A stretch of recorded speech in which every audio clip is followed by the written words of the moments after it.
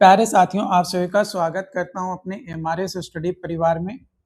तो डियर, आज की इस वीडियो में मैं यहां पे बात करने वाला हूं। जैसा कि आप लोगों को पता है कि हम लोग जो है क्लासेस देख रहे थे, और ये जो क्लासेस हम लोग देख रहे थे, ये क्लासेस है हमारा ट्रांसपोर्टेशन इंजीनियरिंग का।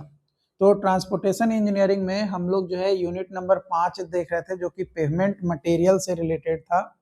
और इसमें हम लोग जो है बिहार इंजीनियरिंग यूनिवर्सिटी का 4th सेमेस्टर का जो न्यू सिलेबस जारी किया गया है, उसके हिसाब से हम क्लास यहाँ पे आपको प्रोवाइड करा रहे हैं। तो यहाँ पे हमने जो है अब तक इस चैप्टर्स में क्या क्या पढ़ा, तो हमने पढ़ा सॉइल के बारे में यानी सबग्रेड के बारे में, फिर हमने पढ़ा एग्रीगेट के बारे में, फिर हमने पढ़ा बिटुमिनस मटेरियल के बारे में, और अब हम यहाँ पे स्टार्ट करेंगे बिटुमिनस मिक्सेज के बारे में। ठीक है, तो बिटुमिनस मिक्सेज जो है कंसिस्ट करता है एग्रीगेट को, फिलर को, बिटुमिन ब्लेंडेड को, और ये सभी को एक साथ लाकर पेवमेंट का लेयर के तौर पे इसको हम लोग डालते हैं, तो उसको बोला जाता है बिटुमिनस मिक्सेज। उसको क्या बोला जाता है? Bituminous mixes. तो यहाँ पे पेवमेंट लेयर अरेंजमेंट अगर देखें तो नीचे सबसे नीचे होता है सबग्रेड यानी सॉइल, उसके बाद सब बेस, फिर होता है बेस कोर्स, फिर होता है डेंस बिटुमिनस मैकेडम यानी डीबीएम, और होता है उसके बाद बिटुमिनस कंक्रीट यानी बीसी। ठीक है, ये आपका होता है।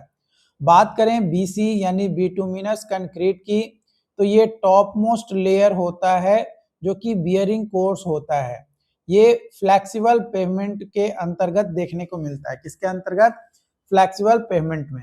इसका फंक्शन क्या होता है? ये डायरेक्टली रिसीव करता है ट्रैफिक लोड को, प्रोवाइड करता है स्मूथ राइडिंग सरफेस, रेसिस्ट करता है वियर एंड एब्रेशन को, प्रोटेक्ट करता है लोअर लेयर को from water infiltration. Water infiltration से लोअर लेवल लेयर को प्रोटेक्ट करता है, और स्कीड रेजिस्टेंस और ड्राइविंग कंफर्ट को क्या करता है? इंप्रूव करता है। विशेषताएं यानी कैरेक्टरिस्टिक्स देखें तो dense graded mix, high quality aggregate and bitumen, excellent surface finish and durable and waterproof होता है। इस लेयर का थिकनेस, हम बात करें बीसी का थिकनेस, तो 25 से 50 mm जो है आपका होता है। Position in pavement, position in pavement, position अगर देखें इन पेवमेंट तो located at the top of pavement structure, expose directly to traffic, है ट्रैफिक के डायरेक्टली जो है एक्सपोज होता है, एंड वेदर कंडीशन और वेदर कंडीशंस के। डेंस बिटुमिनस मैकेडम यानी डीबीएम, ये बाइंडर कोर्स होता है जो कि प्लेस किया जाता है बीसी यानी बिटुमिनस कंक्रीट के नीचे का लेयर ये होता है। ये सपोर्ट प्रोवाइड करता है बीसी लेयर को, और प्रोवाइड करता है structural strength to the pavement. Wheel load को लोअर लेवल लेयर में, है ना, व्हील लोड को लोअर लेयर में आपका डिस्ट्रीब्यूट करता है। एक्ट करता है as an intermediate layer, intermediate layer के तौर पे ये एक्ट करता है between BC and base course, है ना, बीसी एंड बेस कोर्स के बीच में। Bituminous concrete and base course के बीच का इन लेयर के तौर पे एक्ट करता है। कौन? तो डीबीएम। डीबीएम का मतलब क्या होता है? Dense bituminous macadam. ओके, इसका विशेषता यानी कैरेक्टरिस्टिक्स देखें तो dense graded aggregate mix, thicker thickness जो होता है बिटुमिनस कंक्रीट से ज्यादा थिकनेस होता है, high load bearing capacity, good stability under heavy traffic. Typical thickness अगर हम देखें डीबीएम का यानी डेंस बिटुमिनस मैकेडम का, तो 50 से 100 mm होता है, या फिर ज्यादा हैवी ड्यूटी वाला रोड है तो उसमें और भी ज्यादा हमारा होगा। पोजीशन इन पेवमेंट, पेवमेंट में पोजीशन देखें तो बिटुमिनस कंक्रीट के नीचे लोकेटेड होता है और बेस कोर्स के ऊपर होता है। टेस्ट और प्रॉपर्टी जो मेजर किया जाता है और डिजायर्ड रिजल्ट हमें क्या चाहिए। Penetration test hardness and softness को मेजर करता है। सुटेबल होता है penetration value. Ductility test flexibility को चेक करने के लिए हाई डक्टिलिटी चाहिए। Softening point test heat resistance को मेजर करते हैं, हाई सॉफ्टनिंग पॉइंट हमें मिलना चाहिए। Flash and fire point test safety purpose को मेजर करने के लिए करते हैं, इसका वैल्यू भी हमें हाई चाहिए। विस्कोसिटी टेस्ट फ्लो प्रॉपर्टीज को चेक करने के लिए करते हैं, प्रॉपर विस्कोसिटी होना जरूरी है। अगर एडिक्वेट और प्रॉपर विस्कोसिटी हमें मिलता है देन वो बहुत ही ज्यादा अच्छा होगा। अब बात करेंगे सीमेंट कंक्रीट। सीमेंट कंक्रीट जो कि रिजिड पेवमेंट का मटेरियल है, सीमेंट कंक्रीट जो कि रिजिड पेवमेंट का मटेरियल है, तो सीमेंट कंक्रीट जो है ये कंस्ट्रक्शन मटेरियल होता है जो कि सीमेंट, फाइन एग्रीगेट, सैंड यानी कोर्स एग्रीगेट, स्टोन या चिप्स और वाटर का मिक्सिंग होता है। ये मेनली यूज किया जाता है इन रिजिड पेवमेंट जहां पे concrete slab it self carry करता है और डिस्ट्रीब्यूट करता है ट्रैफिक लोड को। जो कंक्रीट पेवमेंट्स है इसको जाना जाता है for their high strength, durability on long service life के लिए। Types of cement concrete, types of cement concrete, plane cement concrete PCC. PCC जो है कंक्रीट होता है जिसमें रेनफोर्समेंट हम प्रोवाइड नहीं करते हैं। ये स्ट्रॉन्ग होता है कंप्रेशन में, वीक होता है टेंशन में, इकोनॉमिकल होता है और यूज किया जाता है जहां पे लो स्ट्रेस का एप्लीकेशन होता है वहां पे यूज किया जाता है। पेवमेंट बेस लेयर के तौर पे फुटपाथ पे, फ्लोरिंग में या फाउंडेशंस में यूज करते हैं। दूसरा आता है reinforce cement concrete. Reinforce cement concrete RCC. RCC जो है कंसिस्ट करता है कंक्रीट जिसमें रेनफोर्स्ड होता है विद स्टील बार और स्टील मेश। इसका विशेषता होता है कि यह स्ट्रॉन्ग होता है बोथ टेंशन और कंप्रेशन, टेंशन और कंप्रेशन दोनों में ही जो है यह स्ट्रॉन्ग होता है। बेटर क्रैक रेजिस्टेंस होता है और हायर लोड कैरिंग कैपेसिटी जो है प्रोवाइड करता है। जो रेनफोर्स्ड सीमेंट कंक्रीट है इसका use bridges, flyovers, rigid pavement with heavy traffic, structural member, इन सभी में इसका यूज जो है हम लोग करते हैं। फंक्शन अगर हम देखें सीमेंट कंक्रीट का इन पेवमेंट तो हाई स्ट्रेंथ प्रोवाइड करता है, लॉन्ग सर्विस लाइफ इनको इंश्योर करता है, लोड डिस्ट्रीब्यूशन जो है इफिशिएंट होता है, स्मूथ राइडिंग सरफेस को प्रोवाइड करता है और मेंटेनेंस जो है आपका क्या होता है रिड्यूस होता है, मेंटेनेंस जो है आपका रिड्यूस होता है। Desirable properties of pavement concrete. Pavement concrete का डिजायरेबल प्रॉपर्टीज के बारे में अगर बात करें तो high compressive strength, high compressive strength, durability हमें अच्छा मिलता है मतलब चाहिए, रेजिस्टेंस होना चाहिए वेदरिंग का यानी वेदर को अच्छे से रजिस्ट कर सके यानी विद स्टैंड हो सके टेम्परेचर चेंजेस, रेन और सनलाइट।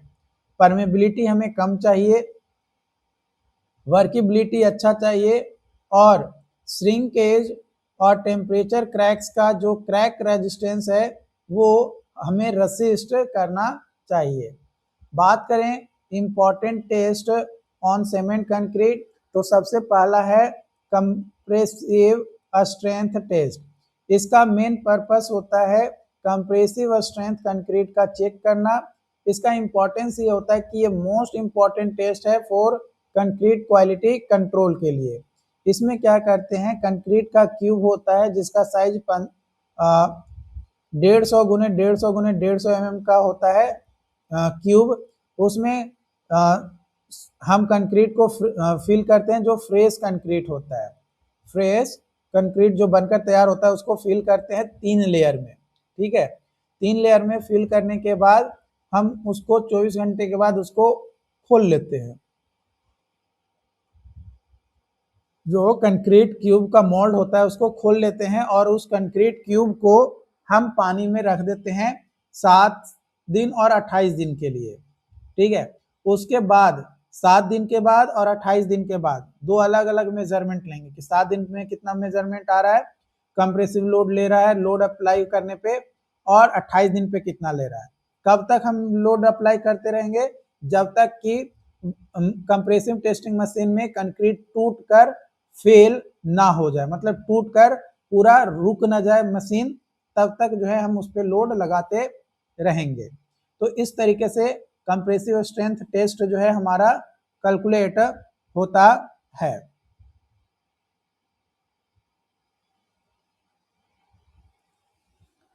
फॉर्मूला अगर देखें तो F C is equal to P by A. F C जो है कंप्रेसिव स्ट्रेंथ, पी जो है फेल्यूर लोड और ए जो है लोडेड एरिया।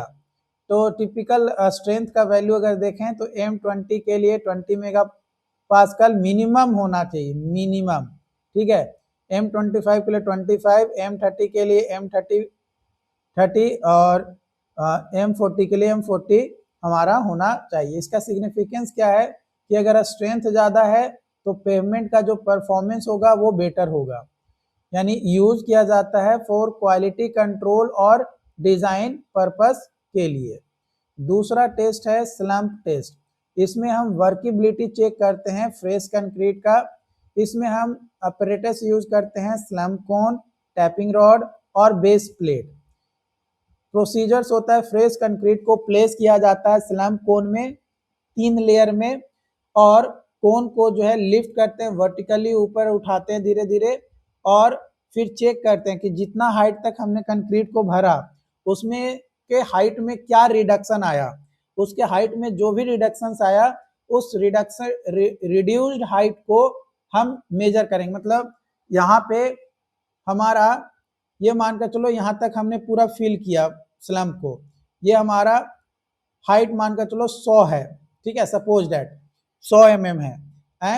अब जब हम स्लम्प को वर्टिकली उठाएं तो इसका हाइट जो है कुछ इस तरीके से हो गया या फिर इस तरीके से आया, तो यहाँ से यहाँ तक का जो हाइट बचा, रिमेनिंग हाइट जो हमारा कोलैप्स हो गया, वो कहला गया हमारा स्लम्प का वैल्यू आएगा। तो ये 3 तरीके का स्लम्प होता है, ट्रू स्लम्प जिसके हाइट में कोई चेंजेस नहीं हुआ, शियर स्लम्प जो कि शियरली थोड़ा चेंज हुआ, और कोलैप्स स्लम्प जिसका बहुत ज्यादा हाइट में चेंजेस जो है आपका देखने को मिला। तो इस तरीके से आपका होता है। वैल्यू अगर हम देखें स्लम्प का और उसकी वर्केबिलिटी के बारे में, तो 0 से 25 mm वेरी लो, 25 से 50 mm लो, 50 से 100 mm मीडियम और 100 से 175 mm हाई जो है हमारा होगा। यानी अगर हमारा वर्केबिलिटी ज़्यादा है, माने स्लम्प का वैल्यू ज़्यादा है, तो उसका जो प्लेसिंग है और कॉम्पैक्शन जो है वो खुद से हो जाएगा। ये यानी एज ऑफ प्लेसिंग और कॉम्पैक्शन को इंडिकेट करता है वर्केबिलिटी, और हेल्प करता है मेंटेन करने में कंक्रीट के क्वालिटी को। उसके बाद आता है तीसरा टेस्ट है फ्लेक्सुरल स्ट्रेंथ टेस्ट। इसके माध्यम से बेंडिंग स्ट्रेंथ जो है कंक्रीट का वो डिटरमाइन करते हैं। इसका इंपॉर्टेंस ये होता है कि मोस्ट इंपॉर्टेंट स्ट्रेंथ पैरामीटर होता है फॉर रिजिड पेवमेंट के लिए, क्योंकि पेवमेंट जो है एक्सपीरियंस करता है बेंडिंग को अंडर व्हील लोड। जब व्हील लोड जाता है तो वो बेंड होने को जो है एक्सपीरियंस करता है, इसलिए बेंडिंग स्ट्रेंथ जो है हमारा कंक्रीट का चेक करते हैं। ये फ्लेक्सुरल जो स्ट्रेंथ टेस्ट है उसके माध्यम से हम चेक करते हैं। इसमें क्या करते हैं, कंक्रीट बीम को स्पेसिमेन को लोड लेते हैं, कब तक, जब तक फेल ना हो जाए। इससे क्या निकलता है, फ्लेक्सुरल स्ट्रेंथ निकलता है, जो कि एक्सप्रेस किया जाता है हमारा मॉडुलस ऑफ रैप्चर यानी एमआर के तौर पे। टिपिकल वैल्यूज के बारे में बात करें तो कंक्रीट ग्रेड और फ्लेक्सुरल स्ट्रेंथ, कंक्रीट ग्रेड और फ्लेक्सुरल स्ट्रेंथ M20 3 से 4 मेगा पास्कल, M30 4 से 5 mega pascal. Significance determines resistance to cracking और यूज किया जाता है रिजिड पेवमेंट डिजाइन में। रिक्वायरमेंट अगर हम देखें कंक्रीट पेवमेंट्स का, तो एडिक्वेट थिकनेस होना चाहिए ताकि व्हील लोड को रसिस्ट कर सके। क्रैक रेजिस्टेंस होना चाहिए ताकि श्रिंकेज और टेम्परेचर स्ट्रेसेस को विदस्टैंड कर सके, मतलब होल्ड करके रखे। स्मूथ सरफेस यानी प्रोवाइड करता है कंफर्ट और safety to road users. Load distribution capacity should distribute loads effectively to the subgrade. Durability should provide long term performance, है ना, जो ड्यूरेबिलिटी है वो लॉन्ग टर्म परफॉर्मेंस के लिए प्रोवाइड किया जाता है under traffic and weather condition. और लो मेंटेनेंस होता है, should require minimal repair throughout its service life. मतलब अगर 10 साल के लिए हमने रोड बनाया है तो हमें कम से कम रिपेयर करना पड़े, इसलिए इस पर्पज से हम जो है रिजिड पेमेंट बनाते हैं। यहाँ पे डिफरेंसेस अगर हम देखें फ्लेक्सिबल पेमेंट और रिजिड पेमेंट के बीच में, तो सबसे पहले हम बात करेंगे फ्लेक्सिबल पेमेंट का। तो material bitumen, initial cost low, maintenance cost high, service life 10 से 15 साल जो कि कम होता है, load transfer layer by layer, flexibility flexible होता है, कंस्ट्रक्शन टाइम फास्ट होता है, रिपेयर वर्क इजी होता है। वही अगर हम रिजिड पेमेंट की बारे में बात किया जाए तो मटेरियल जो है सीमेंट कंक्रीट यूज करते हैं, इनिशियल कॉस्ट हाई होता है, मेंटेनेंस कॉस्ट लो होता है, सर्विस लाइफ लंबा होता है जो कि 20 से 40 साल होता है, लोड ट्रांसफर स्लैब एक्शंस के कारण से होता है, और फ्लेक्सिबिलिटी नहीं होता है यानी रिजिड होता है ये, कंस्ट्रक्शन टाइम बहुत धीरे धीरे होता है, रिपेयर भी जो है थोड़ा डिफिकल्ट होता है, थोड़ा मुश्किल जो है रिपेयर करना होता है, मतलब जब रिपेयर की बात आती है तो थोड़ा मुश्किल होता है। थिकनेस जो है फ्लेक्सिबल पेमेंट का वो ज़्यादा होता है और रेजिस्टेंस टू फ्यूल और ऑयल वो पुअर होता है। लेकिन वही अगर रिजिड पेमेंट की बात किया जाए तो थिकनेस कम होता है लेकिन फ्यूल और ऑयल को रेजिस्टेंस ज़्यादा प्रोवाइड मतलब अच्छे से कर पाता है। Load transfer mechanism flexible pavement में अगर हम बात करें लोड ट्रांसफर की तो ये ट्रांसफर किया जाता है gradually one layer to another. मैंने फ्लेक्सिबल पेमेंट में ट्रैफिक लोड यानी व्हील लोड जो है पहले बियरिंग कोर्स पे अप्लाई होगा, फिर वो बेस कोर्स पे जाएगा, फिर सब बेस पे जाएगा और उसके बाद सब ग्रेड में आपका लोड ट्रांसफर होगा। वही अगर हम रिजिड पेमेंट के बारे में बात किया जाए तो कंक्रीट का स्लैब हम इसमें बनाते हैं और कंक्रीट के स्लैब के कारण से ये एज ए बीम के तौर पे एक्ट करता है और बीम के तौर पे एक्ट करने के कारण से जो पूरा का पूरा जो लोड है वो डिस्ट्रीब्यूट होता है लार्ज एरिया में, जो कि कुछ इस तरीके से दिया गया। यानी सबसे पहले लोड जो है कंक्रीट स्लैब से लोड स्प्रेड होता है ओवर वाइडर एरिया और फिर वो सब ग्रेड में आपका जाता है। जो लोड है वो ट्रांसफर होता है from a small area on the slab to wider area to the subgrade. मतलब जो स्लैब है कंक्रीट का उसमें तो स्मॉल एरिया पे लोड लगता है, लेकिन जब सब ग्रेड में वो डिस्ट्रीब्यूट होता है तो मतलब बड़ा हो जाता है, वाइडर एरिया में डिस्ट्रीब्यूट होता है। तो अगर हम यहाँ पे एडवांटेज देखें रिजिड पेमेंट का तो high load carrying capacity, long service life, low maintenance cost, better resistance to water fuel और ऑयल, सुटेबल होता है heavy traffic road and highway के लिए। डिसएडवांटेज अगर हम देखें रिजिड पेमेंट का तो high initial construction cost, longer construction period, difficult and expensive repair. Difficult और एक्सपेंसिव रिपेयर होता है, रिक्वायर होता है एक्सपेंशन एंड कॉन्ट्रैक्शन ज्वाइंट का, है ना, requires expansion and contraction joint. तो ये आपका जो है होता है। तो ये जो टॉपिक्स था हमने आपके साथ डिस्कस किया, और अगर किसी भी पॉइंट्स में आपको डाउट्स रहता है या कोई कंफ्यूजन होता है किसी भी पॉइंट्स को लेकर तो आप हमें कमेंट करके बताइए। डेफिनेटली उन चीज़ों पे प्रॉपर एक्शंस लिया जाएगा। जो भी आपके डाउट्स होंगे उस डाउट्स को जो है सॉल्व किया जाएगा, उस डाउट्स को क्लियर किया जाएगा। ओके, मिलते हैं नई वीडियो में नई अपडेट के साथ। Thank you so much.